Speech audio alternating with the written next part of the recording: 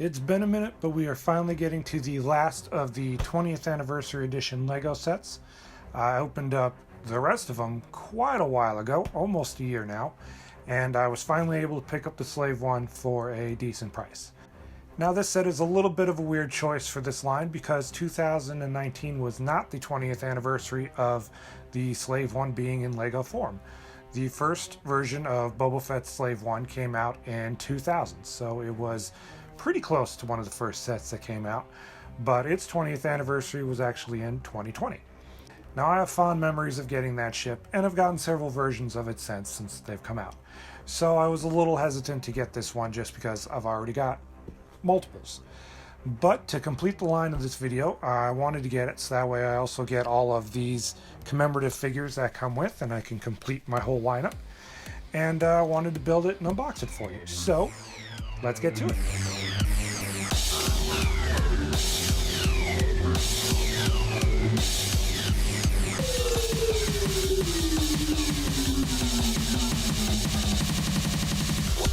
What if he doesn't survive? He's worth a lot to me. The Empire will compensate you if he dies.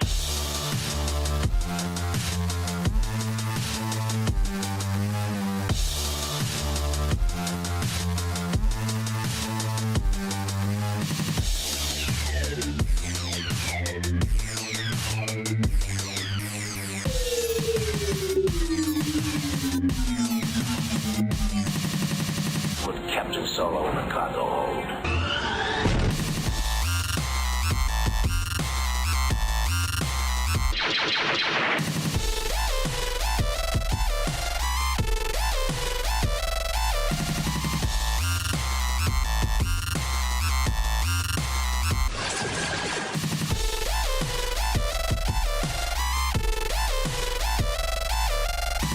Hokey religions and ancient weapons are no match for a good blaster at your side, kid.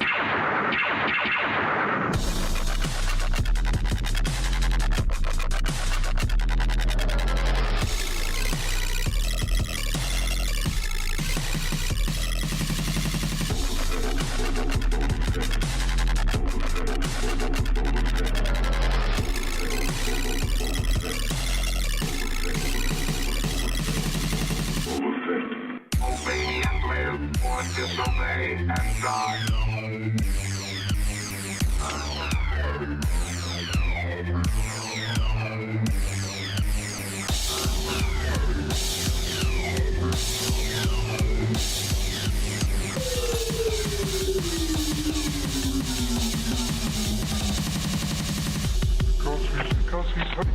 Because he's holding a thermal detonator.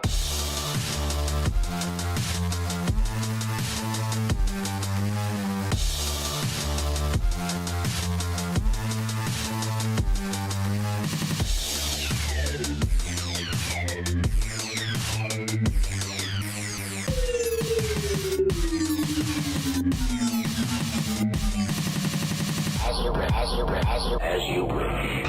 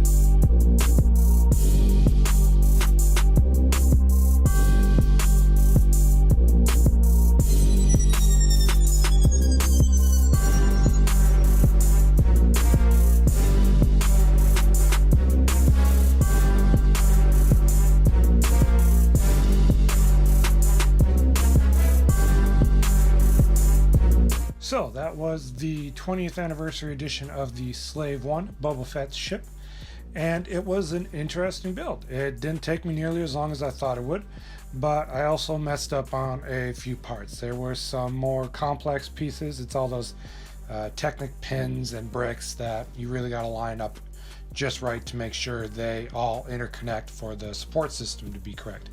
So that threw me off a couple of times, and I know I had to take apart and reapply, and I got it eventually. Now, is it my favorite version of the Slave One that I own? Let's hold off on that and delve a little deeper into that. First, let's look at the minifigures. Of course, this one came with a 20th anniversary commemorative figure, and this time it was Princess Leia. I think pairing her with the Slave One was a little bit of a weird choice. I feel like Lando would have maybe made a better fit. But anyway, you kind of know the drill by now. They come with a neat little stand that say 20 years Lego Star Wars on it. It goes from 1999 to 2019. The figure itself is a pretty faithful reproduction of the original one. And on the back it says 20 years Lego Star Wars.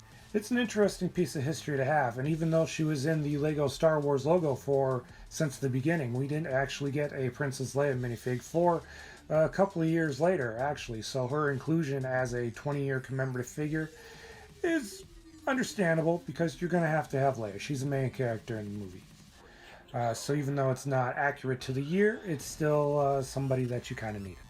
And moving on, we of course have her favorite scoundrel, Han Solo, in his Bespin jacket.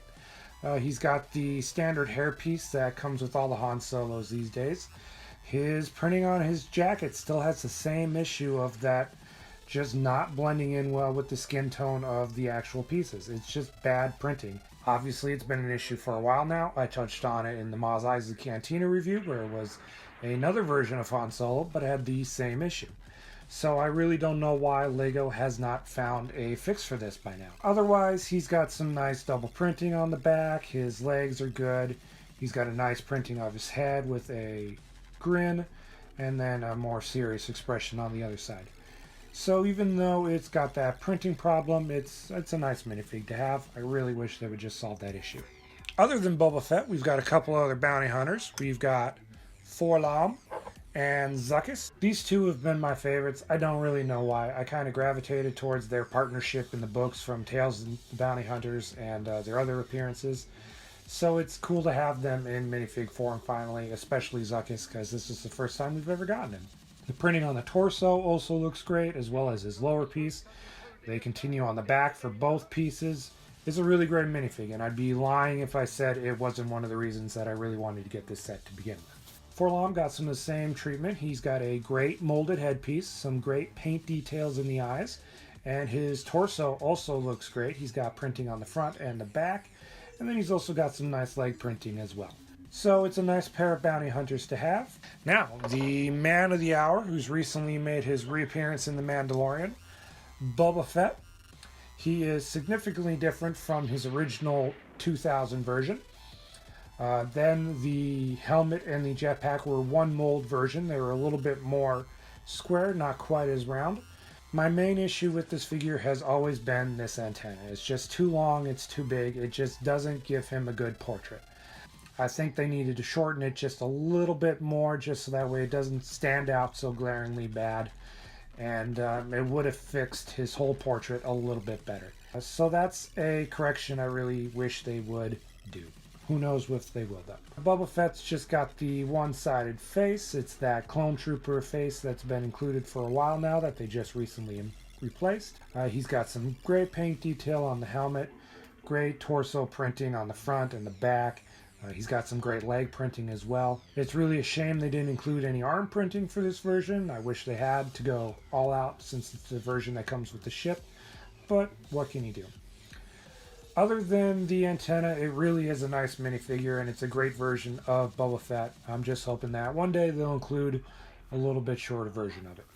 The other thing I really like about the 20th anniversary editions are these instruction booklets. This one's nice and thick, very sturdy. It gives you a nice little blurb about the 20 years. And it shows you a comparison of the original set, which I have a lot of fond memories of this one. I played with it a lot. It was one of the first sets that I bought with my own hard-earned money as a kid. We've come, obviously, quite a long ways from there. Other than the comparisons, you've got a spread of all the other 20th anniversary sets, some blurbs about the ship and Boba Fett as a character, and for some reason they included a shot of Jango Fett's Slave One instead of Boba Fett's. And then, you've got the instructions themselves. So these are really nice. I like that they take the time to make them a little bit more special, and it makes the 20th anniversary sets just a little bit more nicer. Now, onto the ship itself. My main thing that I love about it is this little handle in the back. It sits in your hand nicely. It gives you a nice little handhold to do all sorts of fun little flies with them. I think it's a great feature to have for kids who buy these to play with. It also puts the firing mechanisms right there at your thumb, so you're very easily able to... I'm not going to shoot it because I'm going to lose the bullets then. But you can easily tap, fire lasers. It's a great way to put that play feature right, easily accessible at your fingertips. I think this handle is a great addition to the set. It makes the play feature easily accessible, and it's a feature that's well hidden into the structure of the set. The handle is also well structured into the set. It doesn't compromise the appearance of the ship at all, and I think it's an extremely well done version of this ship because of it. Otherwise, the only thing I really have to complain about it is there's a couple spots where you can see these blue pins that just kind of stick out. I really wish they'd switch out for like a gray or a black or some color that's not going to be as glaringly obvious, So other than those pins, I really don't have very many things to complain about this ship. Structurally, it's very solid. This handle does not feel like it's going to come off on you in the middle of any kind of maneuvers you want to do with it. It's got minimum stickers, which is nice. The ship looks great. I'm a little iffy on the wings. I'm not sure if I like them or not. They're not as appealing as prior versions have been. But otherwise, it's a good version. I dig it. I wasn't sure if I was going to like it. I figured there wasn't going to be enough differences between this one and the earlier versions that I had. But honestly, with the inclusion of Zuckuss, this handle, the firing mechanism that's really well hidden, I'm sold. It's a great version of Slave One. I think if you missed out on it, you should try and track it down and see if it's still available somewhere. I got it for a good deal on Black Friday, so maybe you might have some luck in finding it someplace still for a reasonable price, because if you've gotten versions before, this is an improvement on those. Or if you've never gotten a Slave One, then this is a pretty good version to get. Alright, so that is Slave One. Is it my favorite version of the ship? I think so. I really like that handle. I don't know why that's the big selling point for me. I mean, I'm not going to ever play with this, but it's so darn fun. The ease of holding it, and the ease of pushing these buttons on the back, and just the ability to just fly it. It makes you almost feel like a kid again, just holding it like this. It's a beautifully well designed piece of play. So there we have it, the last 20th anniversary edition set. It was a lot of fun putting these together and looking back through history of sets that I owned, sets I never owned and wish I had.